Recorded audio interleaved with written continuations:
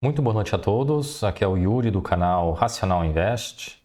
Hoje é quarta-feira, dia 13 de maio de 2026, iniciando mais um vídeo de fechamento diário aqui da carteira do canal. Sempre lembrando que esse vídeo não é uma recomendação de compra ou venda, tá bem?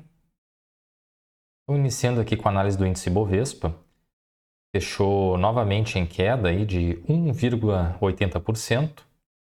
Cotado a 177.098 pontos. O índice segue com a tendência de queda e está indo testar essa região de suporte aqui, essa mínima do mês de março,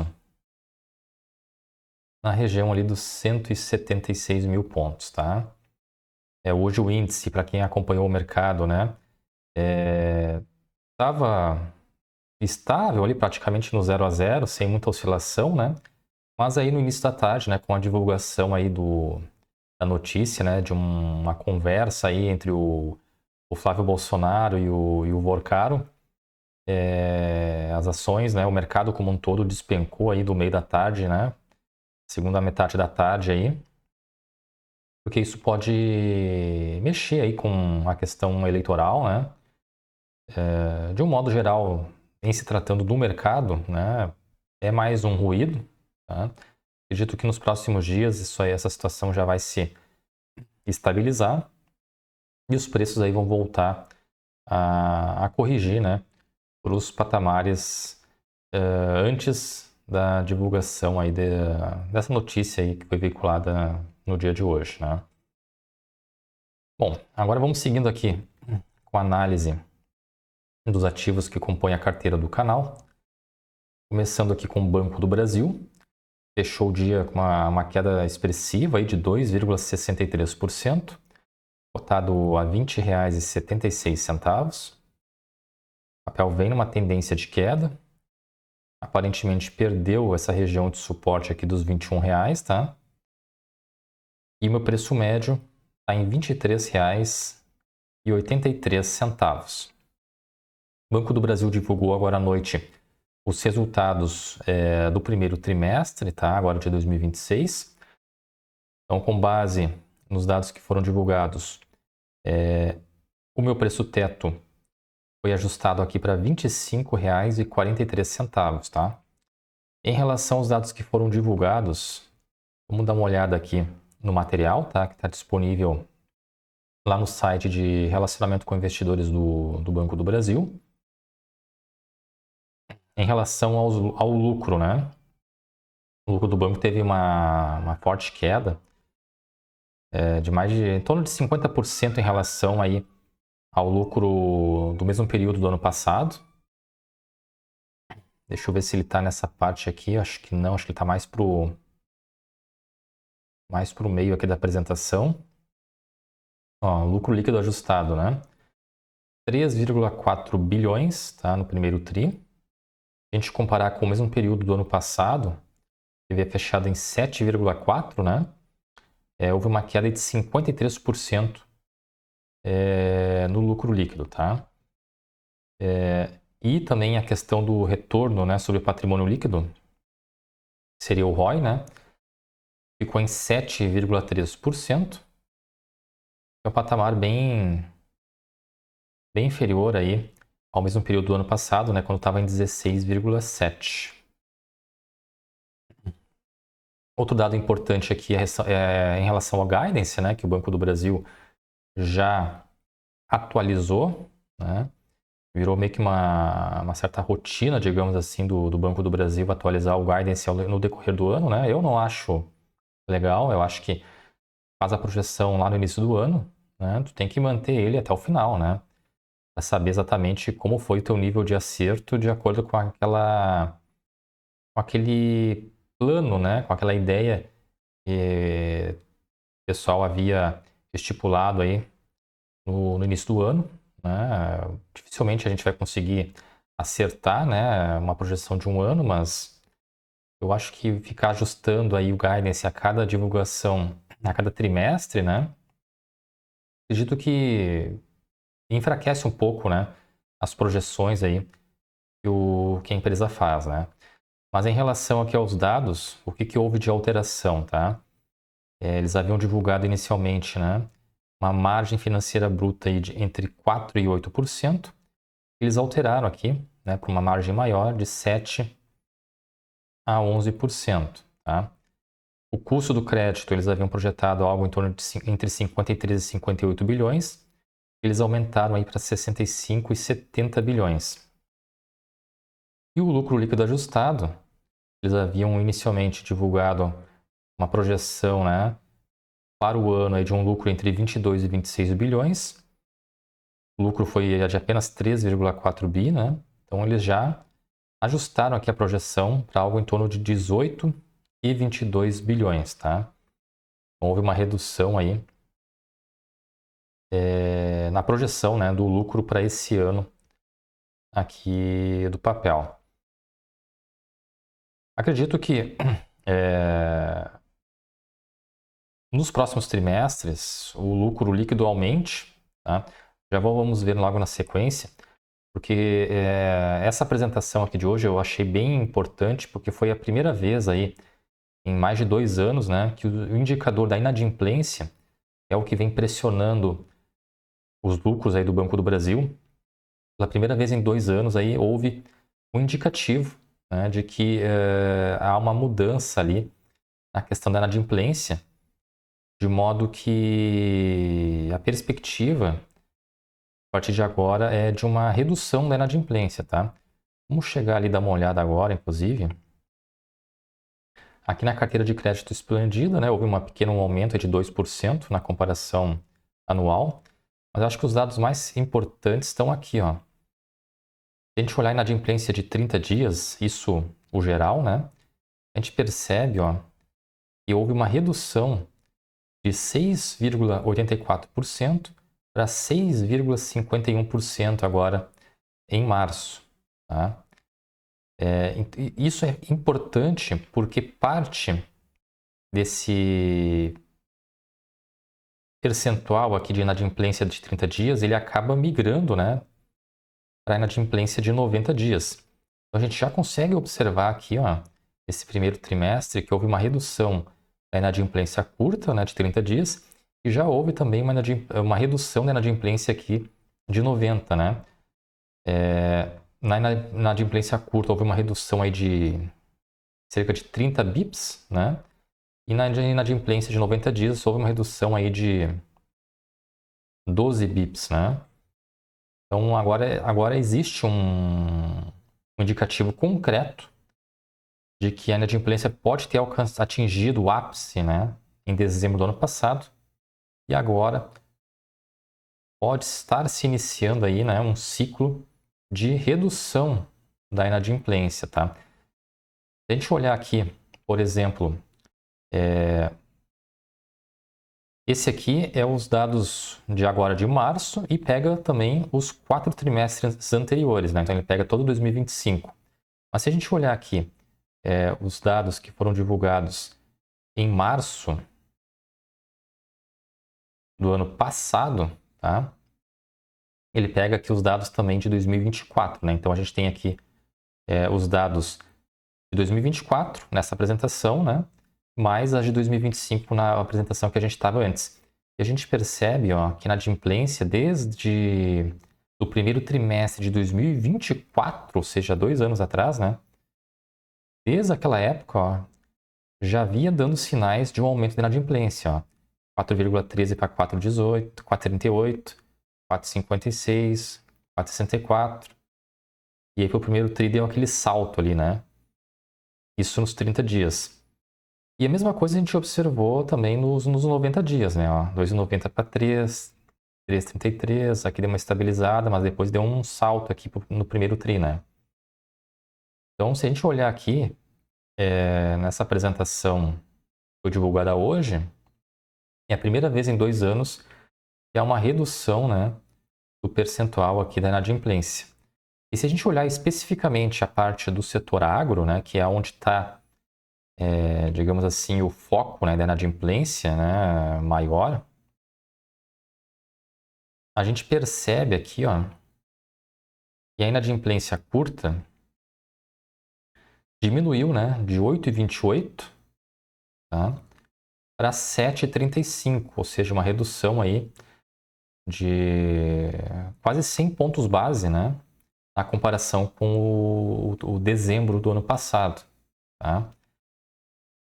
Isso ainda não se refletiu aqui na inadimplência de 90 dias, mas a gente já percebe que o aumento foi bem menor, né? Se comparado aqui com os trimestres anteriores, vejam o salto que dava, né?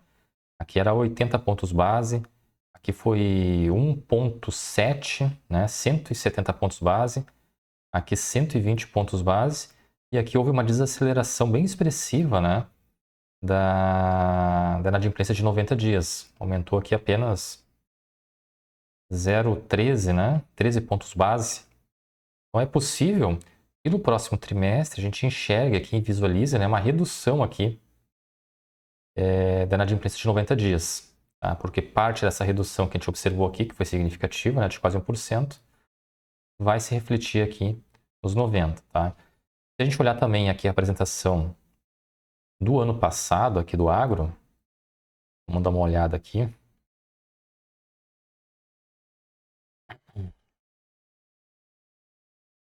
A gente percebe, ó, desde aquela época, lá em 2024, né, estava aumentando significativamente aqui, né, a inadimplência, tanto a inadimplência curta quanto a longa, tá? Então, pela primeira vez, né, em 2 anos, a gente observa aqui uma redução da inadimplência de 30 dias, tanto no geral quanto do setor agro, né? O que indica aí, pode estar indicando, né, uma virada de chave aqui na situação do Banco do Brasil. Tá? Vamos ter que aguardar, né, até o mês de agosto aí, quando o banco deve divulgar os resultados do segundo trimestre, para ver se confirma realmente essa reversão, né, da inadimplência. Porque quando isso melhorar, essa questão aí da inadimplência, né, o banco vai passar a lucrar mais, porque não vai precisar provisionar tanto dinheiro, né, para cobrir aí os devedores duvidosos, tá? Então, a meu ver, esses dados que foram divulgados hoje, em que pese, né, o lucro bem baixo, né, 3,4 bilhões, esses dados aqui na adimplência, para mim, foram os dados mais importantes e relevantes aí dos dados que foram divulgados hoje. Vamos ver como o mercado vai assimilar isso e como isso vai se refletir no dia de amanhã, né, na bolsa. A gente sabe que o mercado costuma antecipar, né, ou pelo menos o mercado tenta antecipar os movimentos futuros, né, de lucratividade, enfim, de desempenho das empresas. Então, com esse sinal aqui do início da redução da inadimplência do agro, talvez, né, as ações possam responder de forma positiva aí, nos próximos dias, tendo em vista que o Banco do Brasil vem sofrendo bastante, né, com a queda aí com a desvalorização dos papéis aí nos últimos 30 dias. Então, tem uma margem para uma recuperação aqui, né? Vamos ver como que isso vai se estruturar aí amanhã e nas próximas semanas. Mas, de um modo geral, no meu entender, os dados que foram divulgados aqui pelo banco são, digamos assim, auspiciosos, né? Ou seja, gera uma expectativa aí em relação à recuperação dos lucros do banco aí nos próximos trimestres, tá? Agora, vamos seguir aqui com o Banrisul, porque eu já me alonguei demais aqui em Banco do Brasil, né? O Banrisul fechou o dia em queda de 1,56%, cotada a R$ 14,54. O papel vem numa tendência de queda e o preço médio está em R$ 14,14. Seguindo aqui com o Banco BMG, fechou o dia em queda de 1,13%, cotado a R$ 5,23. O papel está numa tendência de queda e o preço médio está em R$ 4,42. Seguindo aqui com o Banco ABC Brasil, fechou o dia em queda de 0,38%, cotado a R$ 23,90. O papel vem numa tendência de queda. O papel está indo testar aqui a média móvel de 200 períodos. E o preço médio está em 22,34. Seguindo aqui com o Banco Pine, fechou o dia em queda de 2,12%, cotado a R$ 13,83. Com a queda de hoje, a média móvel de 9 períodos virou para baixo, indicando aí um viés de baixa, né? E o preço médio está em R$ 13,00, redondo. Seguindo aqui com o Bradesco, fechou o dia em queda de 1,53%, cotado a R$ 15,40. O papel também vem numa tendência de queda aí nas últimas semanas. Está perdendo aqui a região de suporte da média móvel de 200 períodos. Meu preço médio está em R$ 16,92. Seguindo aqui com o Banco Santander, fechou o dia em queda de 2,28%, cotado a R$ 27,02. O papel vem numa tendência de queda e o preço médio está em R$ 31,54. E o Banco Mercantil fechou o dia aí com uma queda mais forte, né? Uma queda de 4,12%, cotado a R$ 65,94. O papel vem numa tendência de queda e o meu preço médio está em R$ 71,15. Então, o Banco Mercantil também está indo testar aqui a média móvel de 200 períodos, atualmente em 63,85. Agora, então, indo aqui para a planilha de controle dos ativos, tá? Considerando o fechamento das cotações, estou com prejuízo aqui de 12% em Banco do Brasil, menos 9% em Bradesco, 14% de prejuízo aqui em Santander e 7% em Banco Mercantil. Em relação aos lucros, 2% em Banrisul, 18% em Banco BMG, 7% em Banco ABC Brasil e 6% em Banco Pine. No geral, essas operações estão me dando um prejuízo aí de 5%, que dá R$ 485 negativos. Se eu levar em conta os proventos recebidos, eu tenho daí a rentabilidade. Então, nesse quesito, eu estou com uma rentabilidade negativa de 7% em Banco do Brasil, 8% em Bradesco, 12% negativo aqui em Santander e menos 7% em Banco Mercantil. Em relação aqui à rentabilidade positiva, tá? 8% em Banrisul, 23% em Banco BMG, 13% em Banco ABC Brasil e 7% em Banco Pine. No geral, então, estou com uma rentabilidade negativa de 1%, que dá R$ 82,63 negativos. Hoje eu não fiz nenhum aporte, também não recebi nenhum provento. Então, encerrei o dia aí com um patrimônio de R$ 7.726,53, dá uma variação negativa de 2,12%. Então, meu patrimônio diminuiu R$ 167,41. O Ibovespa caiu 1,80%. Então, o alfa da carteira ficou negativo aí em 0,32%, né? Ou 32 bips negativos aí no alfa no dia de hoje. Tá bem, pessoal? Então, em relação ao vídeo de hoje seria isso. Eu agradeço quem assistiu o vídeo até aqui. Não se esqueça de curtir o vídeo e de se inscrever no canal. Um grande abraço a todos e até o próximo vídeo.